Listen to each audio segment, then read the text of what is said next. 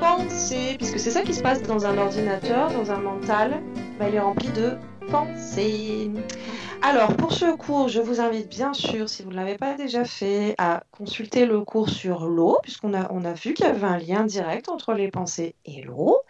Et si ce n'est pas déjà fait non plus, je vous invite très, très, très, très vivement à aller sur le site de l'Arche, l'Arche du Savoir, pour consulter, voir, revoir, manger, se délecter, digérer, miam, miam, miam, l'atelier de Cyril sur le Kybalion, l'atelier numéro 2 sur cette série du Kybalion qui est spécialement sur la transmutation mentale. C'est juste un régal. Allez. On peut imaginer nos pensées comme des mots, images, concepts, idées qui circulent librement dans notre espace mental. Nos pensées se croisent, s'associent, se renforcent, s'affaiblissent ou s'en mêlent. Certaines sont très clairement définies, d'autres sont encore un peu floues. Certaines m'échappent là où je n'arrive pas à en dépasser d'autres. Certaines pensées filent avant qu'on ait eu le temps de les saisir, quand d'autres s'installent et radotent en bruit de fond. Oui, mais au gré de quoi et de qui? Bah oui, quand même. Oui, non, parce Bah que oui, c'est vrai, c'est une quand bonne je suis chose. en réunion, ça sert à rien. Pardon? La lessive, quand je suis en réunion, ça sert à rien. C'est ça. Donc, toutes ces pensées, Moi, j'essaie de vous mettre. bas à 4 heures du matin, ça sert à rien non plus. Non, c'est pas très. Bah non, ça marche pas. Enfin, ça peut même m'épuiser, hein. Donc, j'ai essayé de volontairement vous mettre tout plein de verbes pour vous illustrer à quel point, bah ouais, les pensées, c'est ça. Ça file, ça défile, ça rebondit. Il y en a qui passent, hop, je m'en souviens déjà plus. Il y en a qui s'installent, etc. Au nom de qui? Au gré de qui? Au gré de quoi? Alors, je vous présente Baba Muji. Qui doit apparaître à l'écran avec une de ces citations. Sur mon site, vous avez un lien vers un article qui, pour l'instant, est encore en ligne avant d'être sous format PDF avec deux petites vidéos de Baba Muji. Je ne vous cache pas que je suis un peu amoureuse de lui, un petit peu.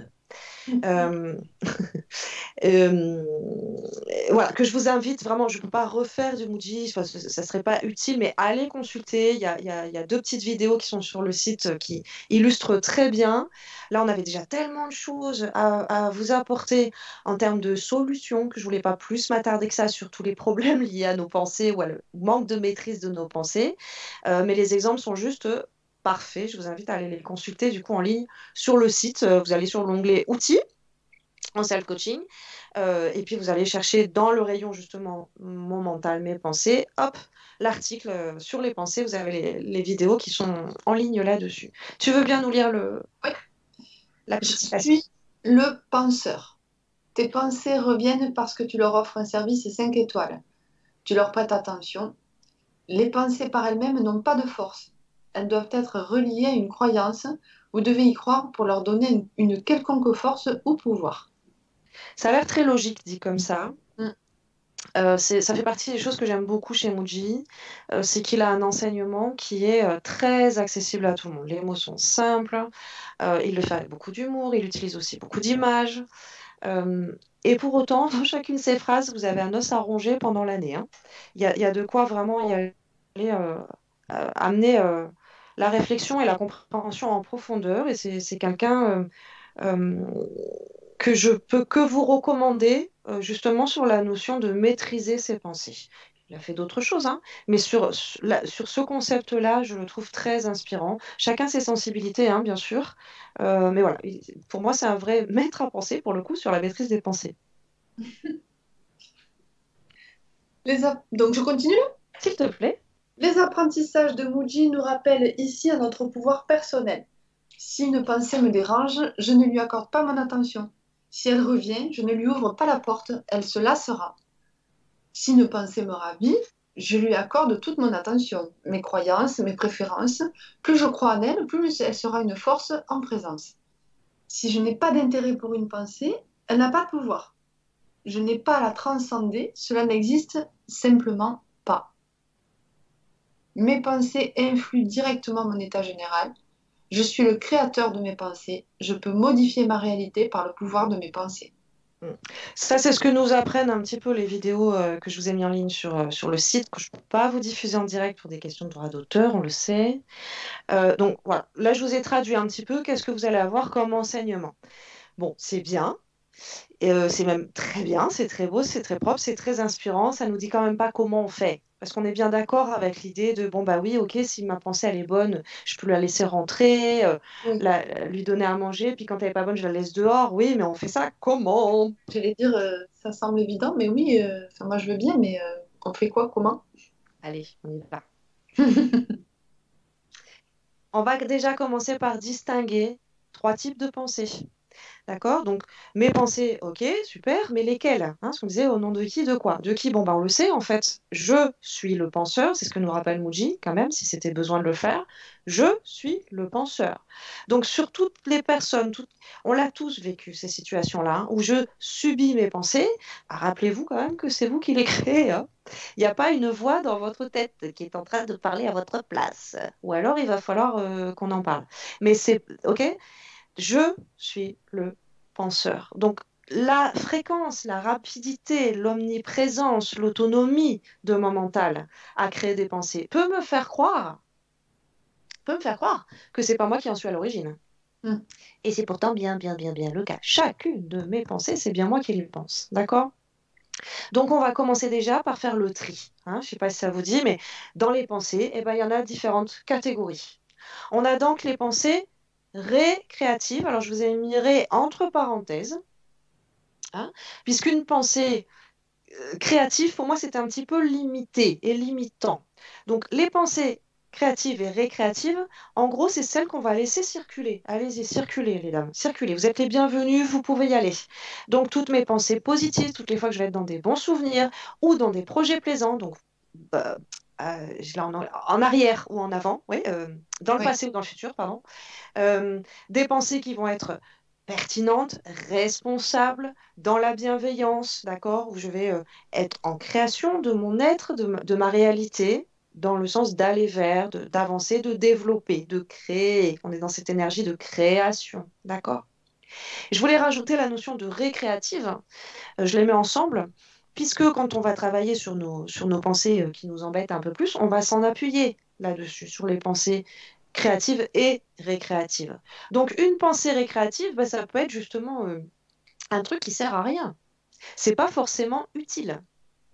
Hein. C'est pour ça que je voulais vous montrer la notion de, bon, alors ok, on va voir plus loin qu'il y a des pensées qui sont moins bonnes. Les pensées positives, c'est pas uniquement celles où je suis en train de construire mon être, parce que dans ce terme créatif, on entend la notion de création. Mais ça peut être juste de l'entertainment, hein. Ça peut être une bonne joke, ça peut être euh, quelque chose qui va me détendre, mais qui va rien m'apporter de plus. Pas spécialement.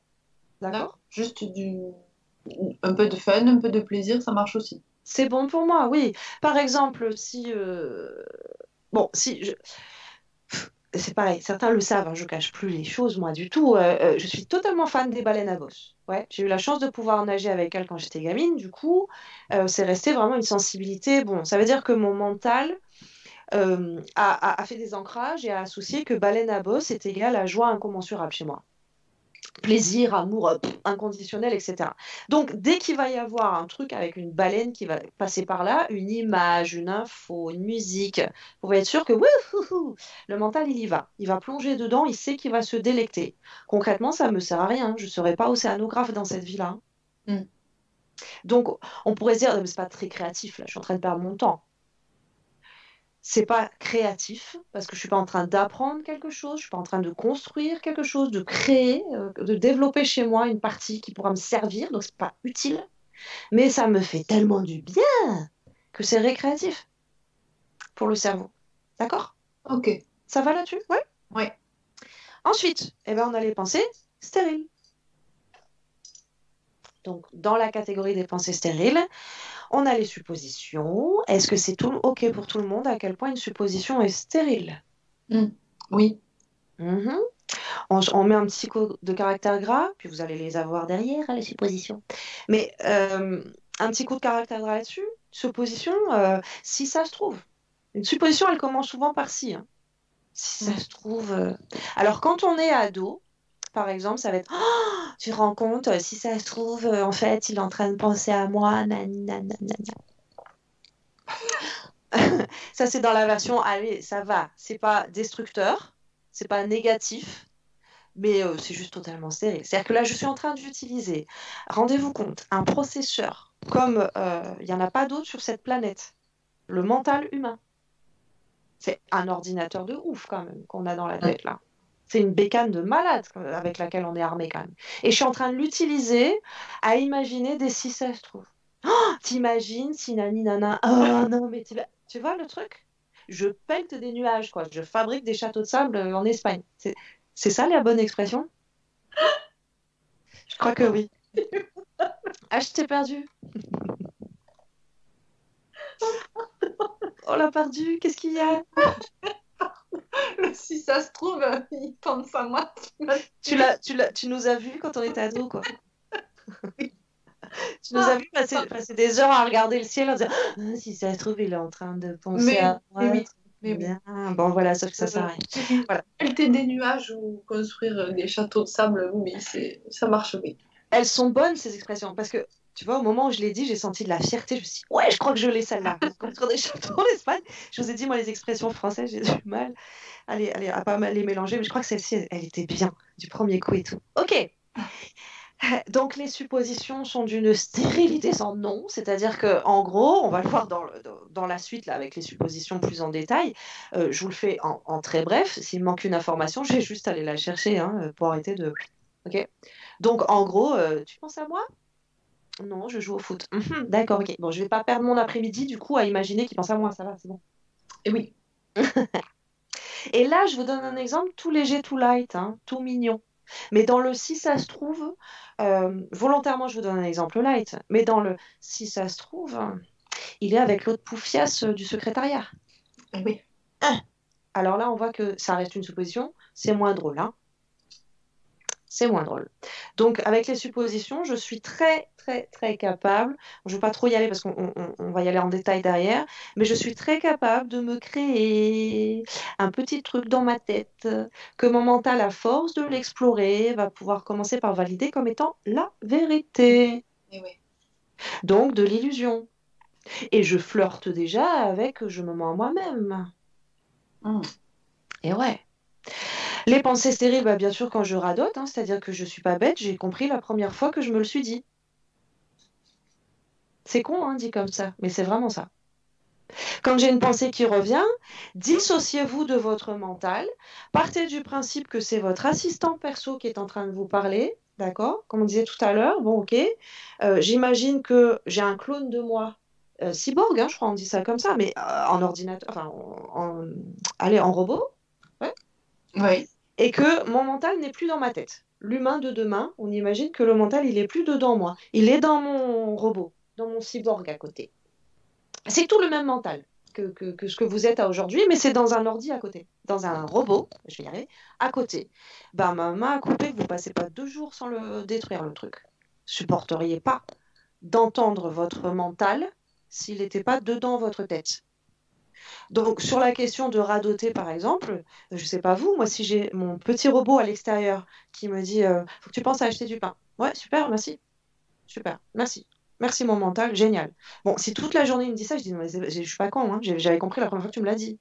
Pourquoi tu me répètes toujours la même information qui t'arrive? Vous voyez cette notion-là de stérilité? Je suis en train de perdre une énergie pas possible. C'est bon, je l'ai eu l'info. Comme tu disais, c'est comme votre base virale a été mise à jour. Bon, moi, je sais pas si vous l'avez à l'écran. Moi, à peu près toutes les 5 minutes, j'ai mon ordinateur là. Oui, on l'a à l'écran. Qui me dit non, t'as plus de place. Oui, c'est bon, j'ai compris, tais-toi. T'as plus de place. Oh, ça va? Il radote là, mon ordi, pour le coup. T'as plus de place sur ton disque dur, t'as plus de place sur ton disque dur, t'as plus de place sur ton. Oui, j'avais compris déjà depuis une semaine, tu me le dis. Tu vois? Radotage, stérilité. Les pensées obsessionnelles, du coup, on est un cran un petit peu plus fort que le radotage. On voit bien qu'il peut y avoir un énorme lien entre ces trois-là, parce qu'à force de supposer qu'en fait, il est avec la pouffe du secrétariat, et de me le répéter, de me le répéter, de me le répéter, ça peut devenir carrément une obsession. On voit bien le lien qui est fait. Ouais. Et du coup, il ne reste plus qu'une toute petite marche à franchir avant d'arriver dans la pensée destructrice. Ah ben voilà. donc dans lesquels on va retrouver la malveillance, la médisance, les jugements, les illusions et les peurs. Magnifique. Exactement. Ça sent bon là. Et alors ça, on sait le faire. Hein, les pensées destructrices. Qu'est-ce qu'on aime s'enrouler dedans, envisager les pires situations, hein, se complaire en fait hein, dans des pensées qui vont nous détruire. Donc les illusions, dans les peurs, dans la malveillance, dans la destruction de soi, etc., etc., etc.